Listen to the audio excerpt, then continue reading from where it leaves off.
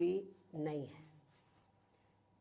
इसके अलावा पार्टी व मूवमेंट के हित में बहुजन समाज के जो भी लोग अपनी पूरी ईमानदारी व निष्ठा से कार्य करते हैं तो उन्हें पार्टी में जरूर आगे बढ़ने का मौका दिया जाएगा और इस मामले में मेरे रिश्ते नाते आदि भी आड़े नहीं आएंगे। यहाँ मैं सावधानी के तौर पर ये भी बताना चाहूँगी कि पिछले कुछ वर्षों से सत्ता व विपक्ष में बैठी सभी जातिवादी, सांप्रदायिक व पूंजीवादी पार्टियां बीएसपी के विरुद्ध अंदर अंदर आपस में मिलकर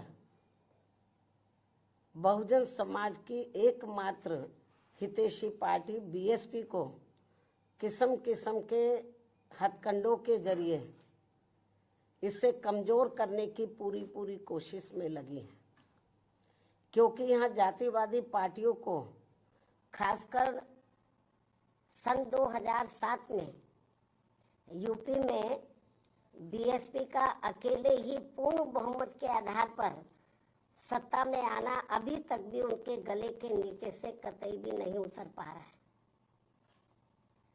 और तभी से यहाँ सभी जातिवादी व खासकर दलित विरोधी पार्टियां किस्म किस्म के हथकंडे इस्तेमाल करके बीएसपी को कमजोर व खत्म करने में लगी है।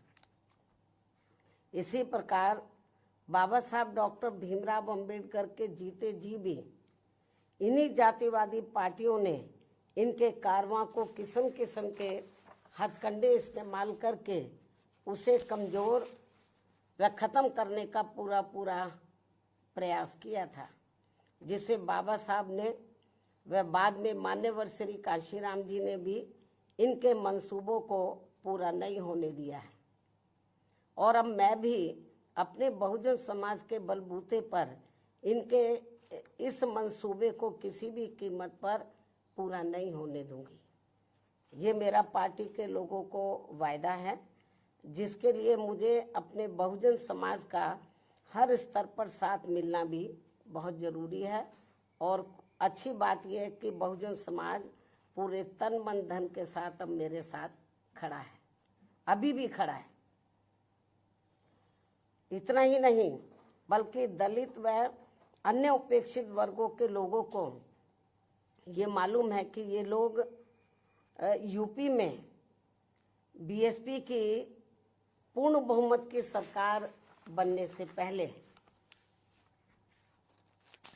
यहाँ जातिवादी उच्च वर्गों के लोगों के सामने, यानी कि जो बहुजन समाज के लोग हैं, खास तौर से दलित वर्ग के लोग, यहाँ जातिवादी उच्च वर्गों के लोगों के सामने ना तो चारपाई पर बैठ सकते थे और ना ही उनके बराबर की कुर्सी पर भी बैठने की हिम्मत जुटा सकते थे।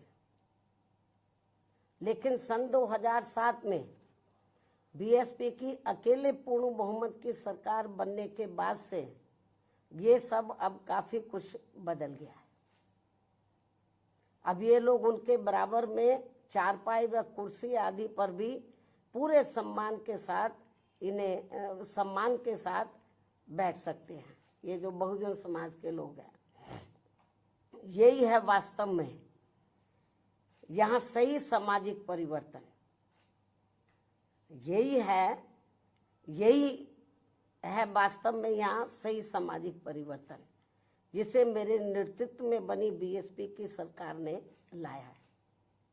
लोग सामाजिक परिवर्तन की बहुत बात करते हैं, लेकिन उसको धरातल पे कभी उतारते नहीं हैं। लेकिन मेरे नेतृत्व में सन 2007 में जब अकेले पूर्ण बहुमत की सरकार बनी तो इसे मैंने धरातल पे उतारा है, जिससे यहाँ यूपी में हमारे संतों, गुरुओं व महापुरुषों का काफी हद तक सपना साकार हुआ है, जिसकी वास्तव में पूरी देन मान्यवर श्री कांशीराम जी की है। और ये सब यहाँ समाज में परिवर्तन लाने के मामले में इतिहास के पन्नों में जरूर लिखा जाएगा। इसके साथ ही बीएसपी की सरकार ने ही यहाँ यूपी में इन वर्गों के लोगों को, यानी कि बहुजन समाज के लोगों को काफ़ी हद तक अपने पैरों पर खड़ा किया है। अपने संतों, गुरुओं व महापुरुषों को भी विभिन्न स्तर पर पूरा आदर सम्मान दिया गया है, जिसे लोग कभी भी नहीं भुला पाएंगे। लेकिन ये सब यहाँ सभी जातिवादी पार्टियों के गले के नीचे से अभी तक भी नहीं उतर पा रहा है। इसलिए अब वे इन वर्गों में से स्वार्थी किस्म के लोगों को आगे करके उनके जरिए विभिन्न नाम पर अनेकों छोटे छोटे संगठन व पार्टियां आदि बनवा के बीएसपी की इस ताकत को बांटकर इसे कमजोर करने में लगे, जिनसे बहुजन समाज के लोग जरूर सचेत रहे। यही समय की मांग है और यही पार्टी व मूवमेंट के हित में इनका सही कदम भी होगा, यदि हमारे लोग सचेत रहते हैं। इसके अलावा यहाँ मैं ये भी कहना चाहूँगी कि देश के प्रधानमंत्री बीच बीच में अपनी खुद की गरीबी का तो जरूर उल्लेख करते रहते हैं, लेकिन इन्होंने दलित व अन्य उपेक्षित वर्गों के लोगों की तरह यहाँ कभी भी कोई जातीय भेदभाव नहीं झेला है, जो ये सब हमारे संतों, गुरुओं व महापुरुषों ने समय समय पर झेला है, जिसे अभी भी इनके अनुयायी काफी हद तक झेल रहे हैं। इसलिए पार्टी के मिशनरी व परिपक्व लोगों से आज मेरी ये भी पुरजोर अपील है कि वे ये सभी जरूरी बातें अपने बच्चों व खासकर युवा पीढ़ी को जरूर हमेशा बताते रहें, जिनको तैयार करने की भी वास्तव में सही जिम्मेवारी इन्हीं लोगों की ही है।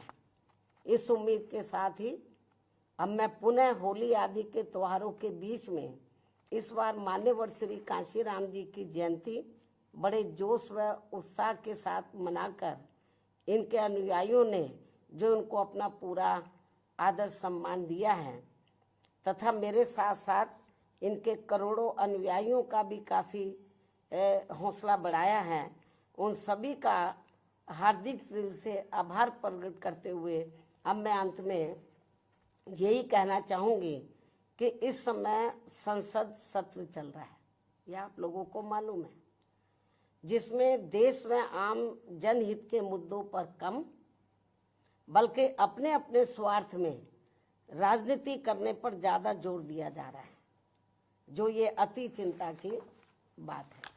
साथ ही पिछले कुछ समय से वक्फ बोर्ड पर भी सत्ता व विपक्ष द्वारा जो राजनीति की जा रही है, तो ये भी अति चिंता की बात है।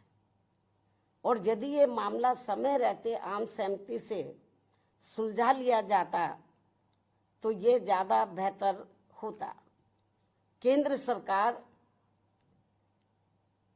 सरकार इस मामले में जरूर पुनर्विचार करे, सोच विचार करे, ये भी हमारी पार्टी की केंद्र सरकार से पुरजोर अपील है।